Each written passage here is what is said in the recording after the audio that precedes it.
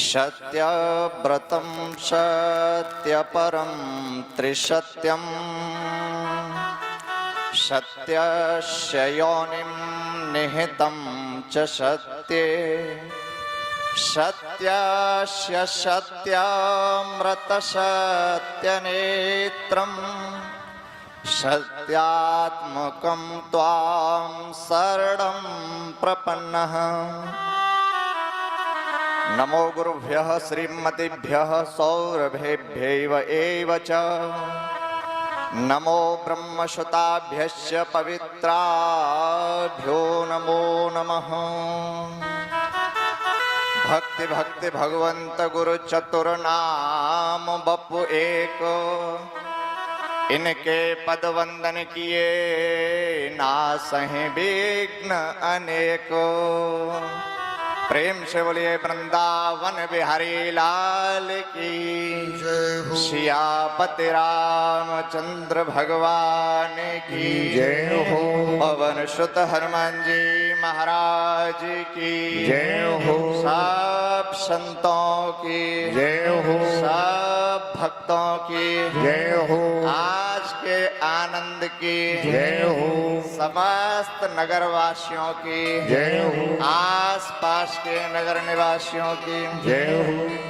सर्वप्रथम अर्चनीय वंदनीय प्रातः स्मरणीय परम श्रद्धेय परम पूज्य गुरुदेव भगवान के श्री चरण कमलों में बारंबार प्रणाम करते हुए मंचस्थ विराजमान परम श्रद्धेय परम पूज्य महाराज श्री जी, जिनको सुनकर के हमने बोलना सीखा है।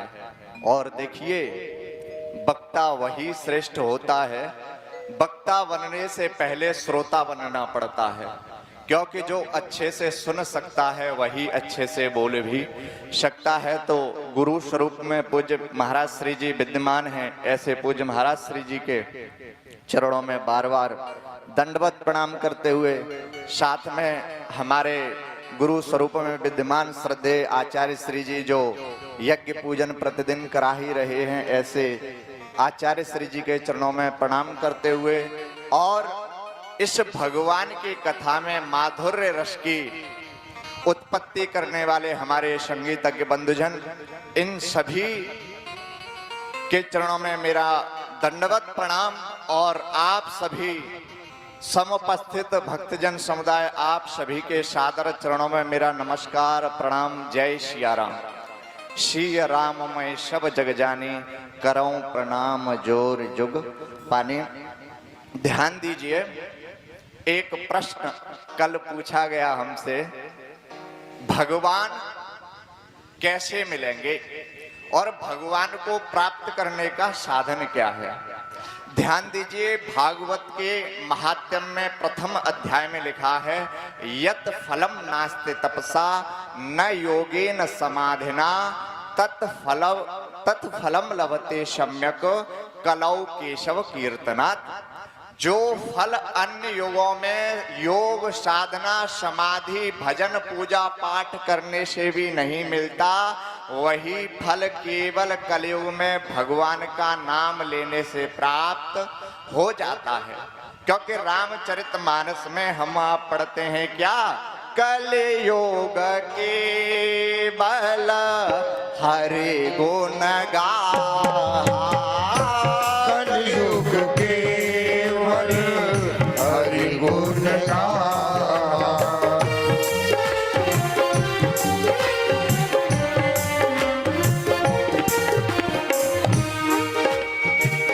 कलयुग के बल हरि गुण गा, कलयुग के बल हरि गुण गावत नर पावहि भवधाम।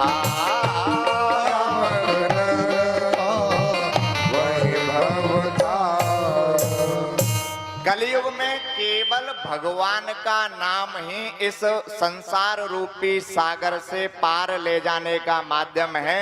भव सागर चह पार जो पावा, राम कथा ता कह दृढ़ नावा कलयुग केवल नाम आधारा, सुमिर सुमिर उतरहि नर। पारा देखिए कलयुग की सबसे बड़ी विशेषता क्या है। परीक्षित जी महाराज जब कलयुग को दंडित करने लगे तो कलयुग ने अपनी विशेषताओं को बताया। तो कलयुग की विशेषता क्या है, गोस्वामी जी कहते हैं कलि कर एक पुनीत प्रतापा, मानस पुण्य हो ही नहीं पापा। कलयुग की सबसे बड़ी विशेषता ये है कि यदि हमारे मन में कोई विचार आया अच्छा कार्य करने का, शुभ कार्य करने का, लेकिन कर नहीं पाए तो उसका पुण्य फल आपको मिलेगा। लेकिन यदि हमारे मन में कोई विचार आया गलत करने का, लेकिन क्रिया के द्वारा यदि उसको नहीं कर पाए तो उसका पाप नहीं लगेगा। कलयुग की ये सबसे बड़ी विशेषता है। एक बार नारद जी ने भगवान श्री हरि विष्णु से पूछा, महाराज ये बताओ आप कहाँ रहते हो, कहाँ मिलोगे? क्योंकि भक्तों के दिमाग में सवाल उठते हैं। कोई कहता है कि भगवान क्षीर सागर में मिलते हैं, कोई कहता है बैकुंठ में मिलते हैं, कोई कहता है योगियों के हृदय में बसते हैं, और कोई तो कहता है भगत के वश में है भगवान। तो भगवान आप कहाँ मिलोगे यदि आपको ढूंढा जाए? कहीं आपने विजिटिंग कार्ड, फ्लैक्स, बैनर, आपका कोई आईडी कार्ड, आपका एड्रेस कार्ड कुछ हो तो हमको दीजिएगा, जिससे हम भक्तों को दिखा दें कि भगवान से मिलने का स्थान ये है। तो भगवान विष्णु बता रहे हैं, ध्यान से सुनिए। नाहं वसामि वैकुंठे योगी नाम हृदयेन च, मम भक्ता यत्र गायन्ति तत्र तिष्ठामि नारद।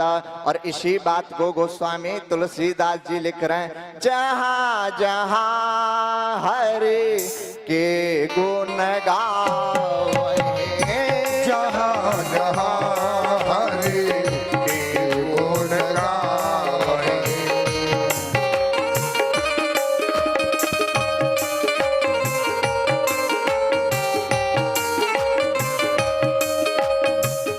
जहाँ जहाँ हरि के गुण गावे, हाँ जहाँ हरि के गुण गावे, तीरथ सकल तहाँ जय आवे, तीरथ सकल तहाँ जय आवे।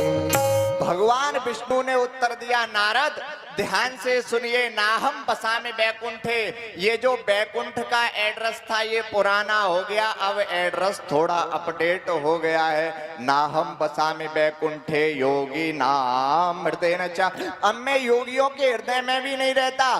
फिर भगवान आप कहाँ रहते हो? मम भक्ता यत्र गायन्ति तत्र तिष्ठामि नारद, जहाँ पर मेरी कथा होती है वहां पर मैं विराजमान होता हूँ।